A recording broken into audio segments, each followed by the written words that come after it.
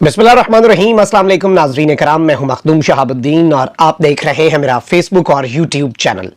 उम्मीद करता हूं आप सब लोग बखैर वाफियत होंगे और जहां भी होंगे अपने अहले खाना समेत खुश भी होंगे और महफूज भी।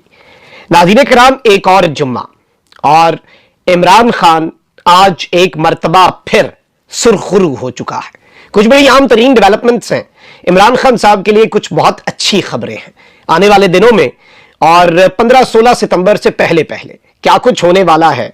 इमरान खान की रिहाई और इमरान खान के खिलाफ साइफर केस का जनाजा जो है वो इस वक्त तैयार हो चुका है। इस्लामाबाद में इस वक्त बड़ी हलचल है।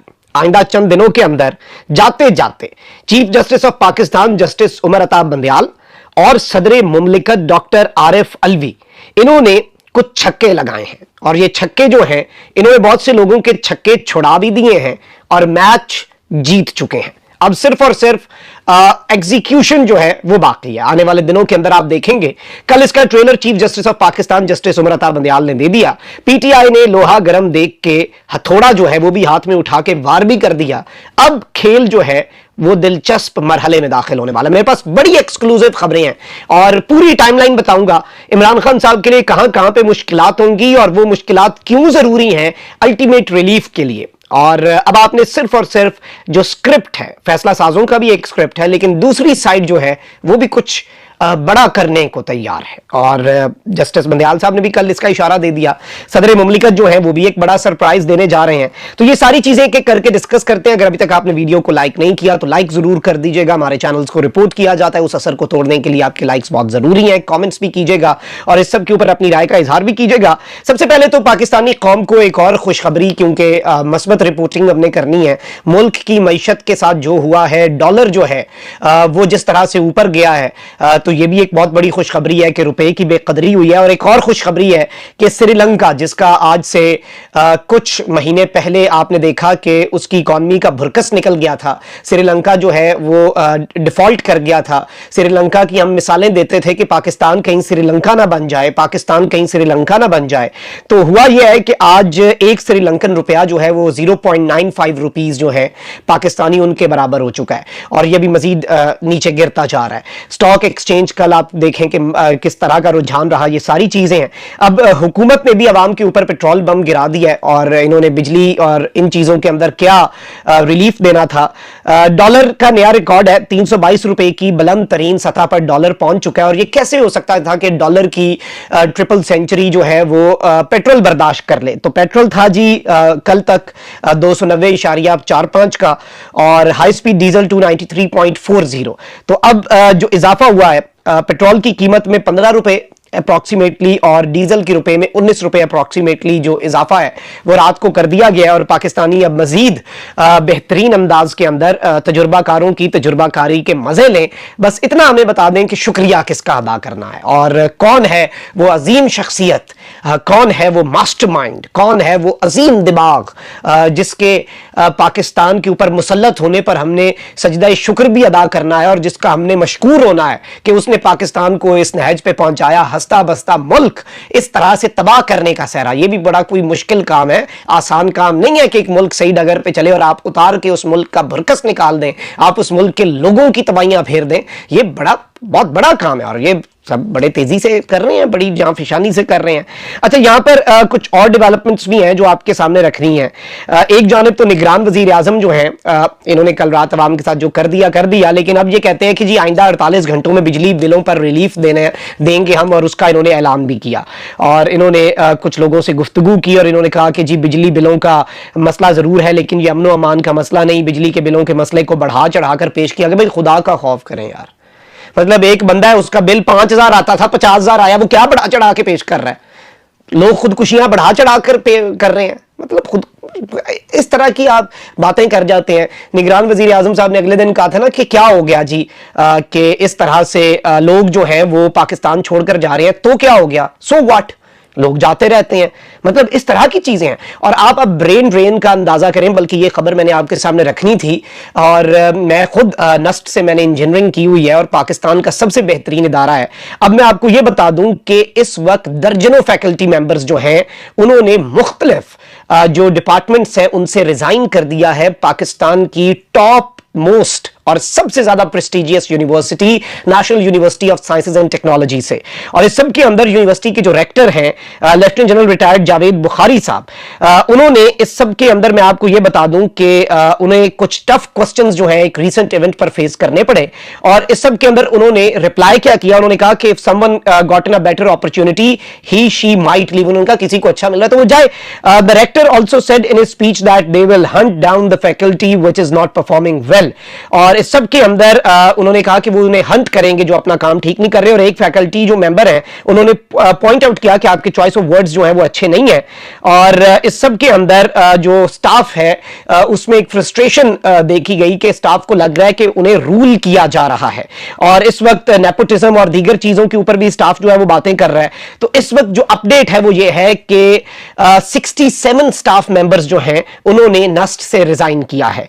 और 22 जो है वो 22 वो नस्ट बिजनेस स्कूल से हैं और बाकी फिर ऑब्वियसली बाकी स्कूलों से होंगे जिनमें इंजीनियरिंग स्कूल्स जो हैं वो इंपॉर्टेंट हैं। और मेरे लिए as an alumni of NUST और एक ऐसा शख्स जो कि अपनी जिंदगी में कामयाबी जो है उसका सहरा नस्ट के सर सजाता है, जो ग्रूमिंग और जो एक बहुत कमाल इंस्टीट्यूशन आज भी है और इंशाल्लाह रहेगा भी हमेशा, लेकिन चीजों का सद्देबाब करें और देखें। और ये ओवरऑल मैं समझता हूं कि इसमें मुल्की हालात भी हैं, जो ब्रेन ड्रेन हो रहा है, जो चीजें हो रही हैं। लेकिन निगरान वजीर आजम साहब कह रहे हैं कि चीजों को बढ़ा चढ़ा कर ना पेश करें, मस्बत रिपोर्टिंग करें। तो अब हम क्या कहें कि जी दुनिया से हार्वर्ड से लोग जो है वो प्रोफेसर और एचओडीज नौकरियां छोड़ के पाकिस्तान आ रहे हैं, ये तो अब हम कहने से रहे ना। लेकिन अब आप ये देखें कि निगरान हुकूमत जो है इन्होंने एक और हाथ कर दिया है पाकिस्तान की आवाम के साथ। और हुकूमत ने अफसरान के फ्री यूनिट्स खत्म करने के बजाय मुतबादल इंतजामात का जायजा लेने लगे हैं हुकूमत। और वापदा वजारत आबी वसाइल और नेपरा ने फ्री यूनिट्स की सहूलत खत्म करने की मुखालफत कर दी है। तो वो जो एक आवाम को लॉलीपॉप दिया गया था कि जी आपके मामला ठीक कर दिए जाएंगे, सब कुछ बेहतर हो जाएगा और हम फ्री यूनिट्स अफसरान की खत्म करेंगे, अब उसका ये मुतबादल ढूंढ रहे हैं। मतलब उसमें भी कोई हैक ढूंढा जा रहा है कि इधर से कुछ ऐसे कर लें, ऐसे कर लें, आवाम के दिखावे के लिए ये सब कुछ हो जाए। ऑल्दो इस वक्त मुल्क के अंदर ये सब कुछ हो रहा है और आवाम का पारा जो है वो हाई होता जा रहा है। लेकिन यहां पर अब कुछ इंपॉर्टेंट डेवलपमेंट्स जो मैंने अपने थंबनेल के अंदर भी जिक्र किया, मैं उन पर भी आ जाता हूं। और ये जो चीजें थी ये भी आपके सामने रखना जरूरी है। जारी बात है ये मेन स्ट्रीम मीडिया के ऊपर तो ये बातें अब करने की इजाजत है कोई नहीं, और हम करते थे, अब हम मीडिया पे नहीं है तो यही हकीकत है और ये एक अनफॉर्चुनेट रियलिटी है। लेकिन चले, we are on digital media और आप लोगों की मोहब्बत है कि आप सुनते हैं, इज्जत देते हैं।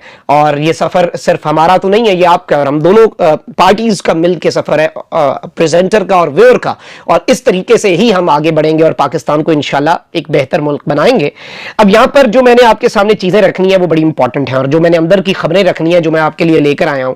सबसे पहले तो इमरान खान साहब जो हैं वो इस वक्त की अभी तक के चीज़ों के मुताबिक जो मेरे पास इंफॉर्मेशन पहुंची है, पाकिस्तान में वैसे everything is subject to change. वैसे कोई साफी ये नहीं कहता, वो कहता है कि मेरे पास जो इंफॉर्मेशन आ गई वो ही होना है। लेकिन मैं हमेशा आपको बताता हूं कि ये पाकिस्तान में कुछ भी एक्सपेक्ट दी अनएक्सपेक्टेड, मतलब सरप्राइजेज इतने मिलते हैं कि अब तो हम सरप्राइज होना भी हमने ख़त्म कर दिया ना। मतलब हम सरप्राइज होते ही नहीं है, इतने हमें सर धचके मिलते हैं पाकिस्तान की सियासत में।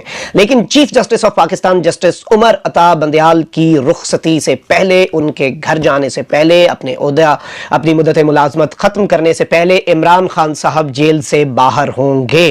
पहले इमरान खान साहब को हाई कोर्ट जो है वहाँ से रिलीफ से इनकार होगा।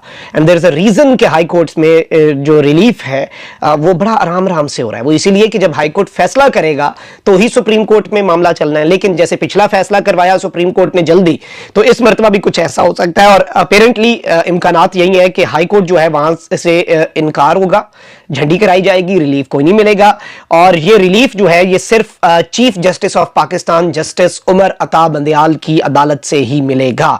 और एक और काम होना है अगले 2 दिन के अंदर अंदर या बाय मंडे, ये काम होना है कि ऑफिशियल सीक्रेट एक्ट और आर्मी जो एक्ट है उसमें जो तरमीम है, इन दोनों के अंदर जो तरमीम है जिनके ऊपर सदर ने पूरा एक एपिसोड आपके सामने है कि सदर ने कहा कि उन्होंने दस्तखत ही नहीं किए, इनके खिलाफ एप्लीकेशन जाने लगी है जी सुप्रीम कोर्ट ऑफ पाकिस्तान में।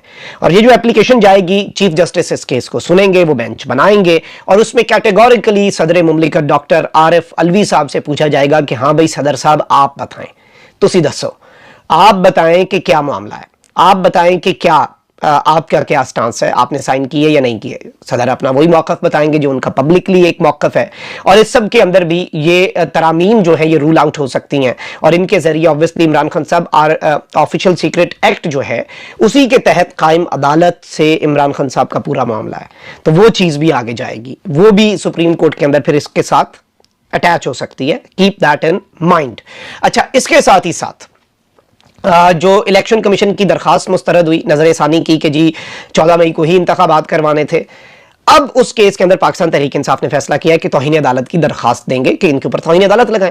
इलेक्शन कमीशन जो है उसे एक बहुत बड़ा सरप्राइज ये यानी आप कहें कि अब तक का सबसे बड़ा सरप्राइज है, और इस सब के अंदर एक ही चीज होनी है, जो चीज इस वक्त वाज़ेह है कि एस्टैब्लिशमेंट वर्सेस जुडिशरी, ताकतवर हल्के बामुकाबला पाकिस्तान की आला तरीन अदलिया। अब chief justice of Pakistan justice Umar Ata Bandial is the outgoing chief justice, और इतनी जल्दी आप देखें ना, नामजद पाकिस्तान की तारीख में सबसे ज्यादा अर्लीस्ट नामजद चीफ जस्टिस जस्टिस काजी फायज़ ईसा को बनाया।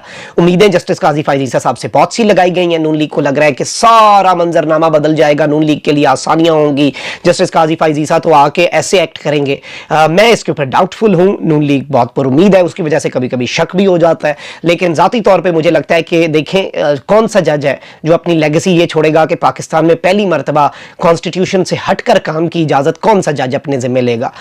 देखें बहुत सी जगहों पर वो काम कर जाते हैं। अब देखें ना, पीटीआई का जस्टिस आमिर फारूक साहब पे एतराज है, लेकिन उन्हें भी कुछ ना कुछ देखना पड़ता है। हर जज तो अब जज मायूं दिलावर साहब की तरह नहीं होता, दबंग, इंतहाई दबंग, तो हर जज तो वैसा होता नहीं है।